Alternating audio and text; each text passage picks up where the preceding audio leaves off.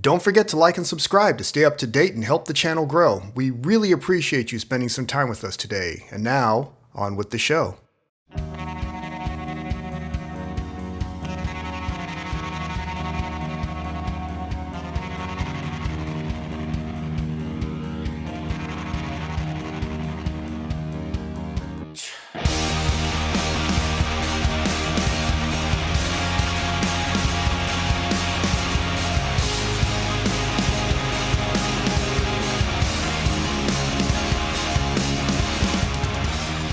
You are listening to the Narrated, Not the Popular Opinion with the one and only Gray.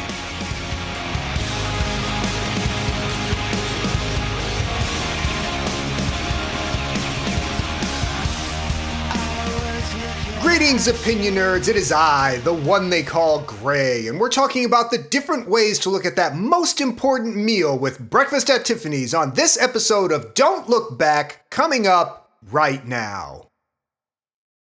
Breakfast can be very different meals depending on how you look at it, opinion nerds. It's fascinating how a small shift in perspective can have such a profound effect on how we interpret everything we're exposed to, even something as simple as a piece of storytelling. All it takes is a little bit of inference or assumption, just a little push, and how a piece of material reads can become significantly more humorous or tragic. What we think about what it all means can look one way at first glance, but then you turn your head a little and squint your eyes, and suddenly it becomes something else entirely. Some storytellers do this on purpose through the use of subtext and metaphor, allowing you to slip from one vantage point to another to see things in the storytelling slightly differently. Sometimes your perspective changes as you age and get a little more road under your wheels. And sometimes people try to do it to you, trying to get you to change your perspective to match theirs, if for no other reason than they just have to be able to say that how they see things is the right way to see them. While it may be good practice to maintain the storyteller's perspective as paramount when forming a primary interpretation of a work, looking at things from a different angle can be both educational and entertaining as long as you aren't making a point of contradicting the storytelling or dictating your perspective to others. Esquire magazine first published Truman Capote's novella Breakfast at Tiffany's in 1958, introducing the world to the personality bomb that is Holly Golightly. A pastiche of several women in the famed writer's life, perhaps most notably his own mother, Holly is presented as an enigmatic force of personality. She's fast-talking and flighty, a young and beautiful but empty vessel she allows men to fill with their own desires to mask the past she so desperately wants to forget. Holly in her big apartment emerges out of half-unpacked suitcases, living off those desires in the charity of others, an example of our unconscious need to protect pretty, broken creatures in the same way the real-life Edie Sedgwick flickered through the late 1960s. The character would be catapulted into the pop culture stratosphere when she was embodied by the inimitable Audrey Hepburn in director Blake Edwards' 1961 film adaptation. Embedded in pop culture for her chic style, Hepburn held both tragic grace and vulnerability just beneath the surface of Holly's aloof Upper East Side phoniness. In both film and novella, it's difficult to tell exactly to what extent Holly is aware of her powers, though it's arguable that the film's narrative framing and eventual conclusion portrays her as much more the innocent than her written counterpart.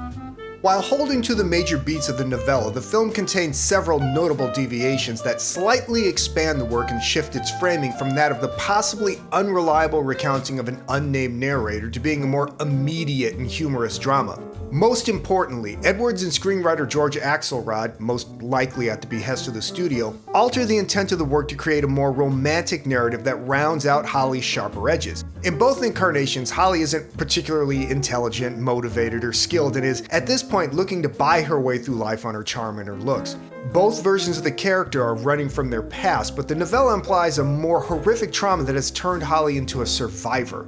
Film Holly is searching for something the only way she knows how, and she doesn't really connect with anyone other than her brother Fred, a moniker she passes to her leading man in an effort to forge a relationship different from her would-be suitors. The heroine of Edwards' film is likable and sweet with no obvious intent to do harm, while Capote's city creature uses people more calculatingly and can be obvious and manipulative in a nearly repellent manner. Both are emotionally messy and complex characters, but the film's romantic framing blunts Capote's sharper characterization considerably.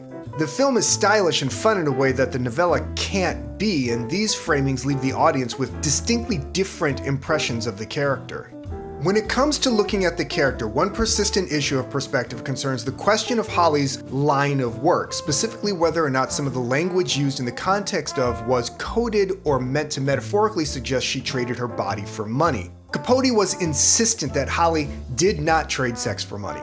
The author described his creation as an American geisha, stating that she trades on her company, her charm, and the energy she brings to an occasion. Holly knows what buttons to press and how to make people feel good about themselves. She uses that preternatural skill to her advantage, and she presses that advantage almost exclusively with men, though novella Holly has no compunction against using her uncanny instinct with women of a certain persuasion. While the novella certainly acknowledges that Holly has had sex of some sort with a number of men, it's never stated or strictly implied that she received money in return. And yet there is an undeniable undercurrent some may consider a subtext that suggests Holly is some form of prostitute. Maybe not formally, as in she doesn't have a pimp or walk the streets looking for tricks, but it can be certainly observed from a certain perspective that phrases like getting $50 for the powder room are Holly describing her acts in a way that isn't traumatizing or admitting what she is to maintain her illusion of self. An undying rumor holds that despite being Capote's top choice for the role, Marilyn Monroe was advised against taking the film by her agent, who warned her against playing a, quote, call girl, a term whose definition can swing between prostitute or escort depending on your perspective. Capote denied these accusations, yet the scholarship around the character has come to not only be open to the idea, but to embrace it as part of the character as inherent as her big mouth and upturned nose. A generous portion of Holly's appeal is that as a young woman of 19, Hepburn was 31 when she played the role, in either the mid-1940s in the novella or the early 1960s in the film, she was determined not to be tied down or caged while defining her life on her own terms. The idea of being an independent sex worker easily falls under the perspective of a person employing her talents under her own will and to her own ends, dovetailing easily into her larger goal to marry rich.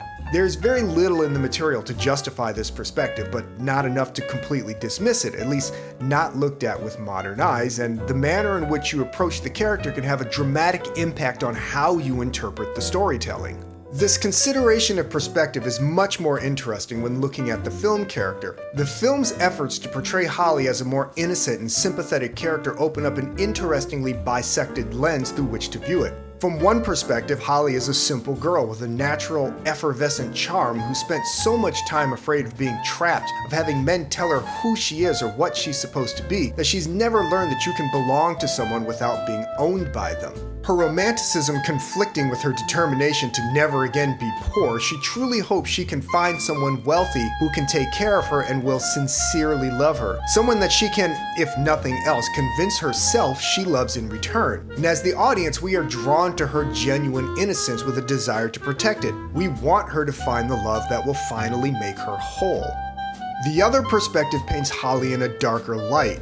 A young woman running from past traumas survives by transforming herself into something men want to possess to support her effort to maintain the fantasy that is Holly Golightly, the character she's created to escape the person she used to be. She manufactures an air of innocence and naivete, but she is well aware of what she's doing and why, always managing to keep people just far enough away so they don't see how vulnerable she really is. But little by little, that fantasy becomes a cage of its own, a place she's trapped in rather than one she escapes to. And when the walls of that fantasy finally collapse, Holly has to decide if the person she's created is really the person she wants to be. Both of these perspectives consider the same elements of storytelling, but only one of them aligns with the presentation, and that context is crucial in developing a well-regarded interpretation of the material. But not everyone is interested in a well-regarded interpretation. Some people are only interested in their interpretation and will often fight to control the perspective by constantly coming back to previously refuted arguments and attempt to sway others to see things their way, seeking legitimacy in numbers. If you can control the perspective by which something is examined, you can shape the results of that examination. So if you convince others to join your perspective, you can steer the interpretation in the manner you see fit. One would think the goal of analyzing storytelling would be to find an interpretation that aligns with the author's intent, at least to set a baseline understanding of the work. But there is a power in being able to control the narrative. narrative being another word for perspective, which is especially useful when you're trying to sell something, for lack of a better term, even if all you're trying to sell is the idea that you're right and everyone else is wrong. Whether you see Breakfast at Tiffany's heroine as a naive but courageous young woman just trying to find a way to live life on her own terms, or as a traumatized girl trying to live a fantasy of the life she thinks she wants, or any other approach you might take will depend on how you choose to look at the storytelling. Developing or adopting a perspective is necessary to develop an interpretation of any narrative work, but we, as an audience, have to understand that not every perspective we choose to hold is applicable to every piece of storytelling, and not every interpretation drawn from those perspectives is of equal value. The perspectives we hold can either bring the world into focus or throw it into chaos, but the truth is, we get to choose what perspectives we bring to bear in any situation, be it analyzing storytelling or dealing with an issue between people. It's fascinating how a small shift in perspective can have such an incredible impact on how we see things around us. All we have to do is choose to see things a little differently.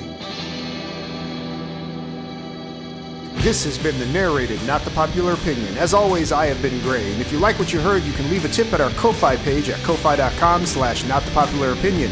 You can follow us on Twitter at @only_Gray, and don't forget our main page at notthepopular-opinion.wordpress.com, where you'll find more great articles just like this. Thanks again for listening, and remember, if you're as good to others as you are to yourself, we might just make it through this mess. See ya.